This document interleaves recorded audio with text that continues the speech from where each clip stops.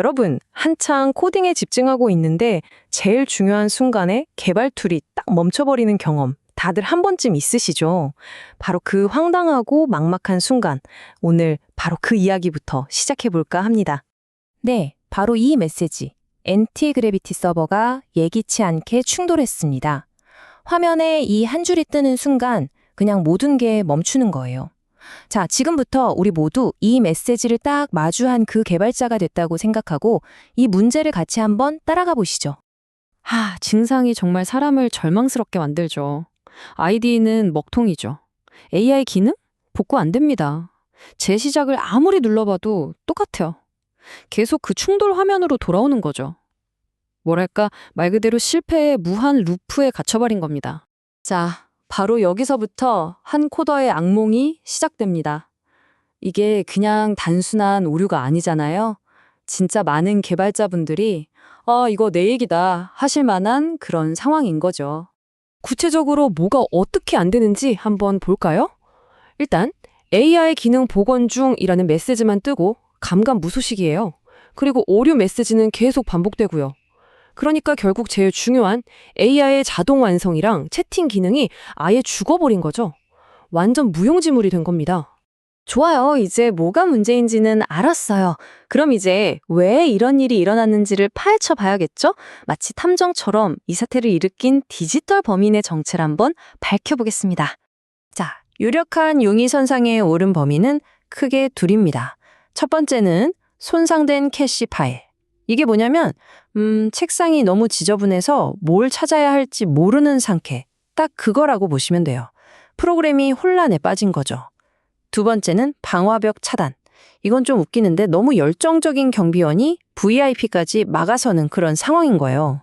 오케이, 범인도 지목했겠다. 이제 해결에 나서야죠. 지금부터 누구나 따라할 수 있는 3단계 복구 계획을 알려드릴게요. 제일 쉬운 것부터 시작해서 점점 강력한 방법으로 가볼 겁니다.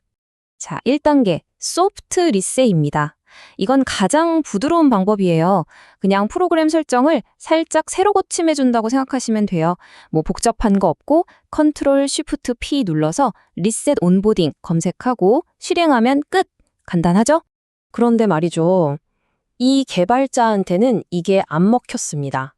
여기서부터 이야기가 좀 더 심각해지는 거예요. 문제가 생각보다 깊숙이 박혀 있었다는 거죠. 자, 그럼 어떻게 해야 할까요? 당연히 다음 단계로 가야죠. 2단계는 좀 더 과감한 방법입니다. 강제 삭제. 이름만 들으면 좀 무섭죠? 설정 파일을 그냥 지워버리는 거거든요.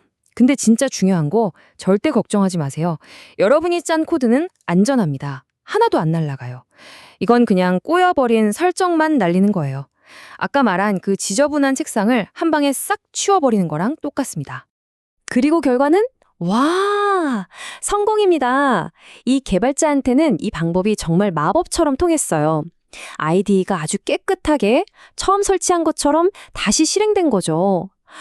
진짜 이럴 때 안도의 한숨 나오잖아요. 자, 그런데 만약에 여기까지 했는데도 안 됐다. 그러면 세 번째 가능성을 의심해 봐야 합니다. 특히 윈도우 쓰시는 분들이 주목하셔야 할 부분인데요. 바로 방화벽 문제입니다.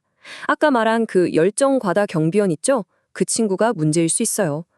간단하게 방화벽 설정 들어가서 이 프로그램은 괜찮은 애야 하고 허용만 해주면 되는 경우가 꽤 많습니다. 근데 이야기에 엄청난 반전이 있습니다. 만약에 지금까지 말한 이 모든 방법이 다 안 통한다면요?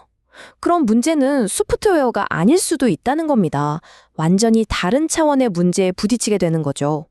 자, 여러분이 그 개발자라고 생각해 보세요. 할 수 있는 건 다 해봤는데 서버는 여전히 죽어요. 그럼 진짜 뭐가 문제일까요? 정말 답답한 상황이죠. 범인은 뜻밖에도 하드웨어였습니다. 더 정확히는 CPU요. CPU 안에 ASS 명령어 집합이라는 게 있는데요. 이걸 그냥 최신 소프트웨어들이 쓰는 신조어 같은 거라고 생각하시면 쉬워요. 근데 내 CPU가 너무 구형이라 이 신조어를 못 알아듣는 거예요. 이건 뭐 업데이트하고 자시고 할 문제가 아닌 거죠. 근본적인 한계입니다. 그래서 이 개발자가 내린 최종 결론이 뭐였을까요? 에휴, 그냥 쓰던 VS 코드로 돌아가자 이거였습니다. 하드웨어 문제라는 걸 깨닫는 순간 그냥 포기하는 게 가장 현명한 선택이 된 거죠. 아, 이거 진짜 개발자라면 누구나 한 번쯤 겪어봤을 법한 좀 씁쓸한 현실이죠. 자, 이 한 편의 삽질 드라마를 통해 우리가 얻을 수 있는 교훈은 뭘까요? 이번 여정에서 얻은 핵심적인 내용들을 한번 정리해보고 넘어가겠습니다. 자, 여러분도 앞으로 이런 일 겪으시면 이렇게 해보세요. 첫째, 일단 침착하세요. 당황하면 될 일도 안 돼요. 둘째, 제일 쉬운 것부터 리셋부터 해보는 겁니다. 셋째, 캐시 삭제. 이걸 생각보다 효과 좋습니다. 두려워하지 마세요. 넷째, 방화벽. 의외의 복병일 수 있으니 꼭 체크하시고요. 그리고 마지막으로 제일 중요한 거, 모든 걸 다 해봤는데 안 되면 혹시 내 컴퓨터가 너무 오래된 건 아닌지 하드웨어 문제를 의심해 봐야 한다는 겁니다. 결국 이 한 개발자의 이야기는 우리 모두에게 아주 중요한 질문을 던집니다. 소프트웨어는 매일같이 새로워지는데 내 컴퓨터는 그대로잖아요.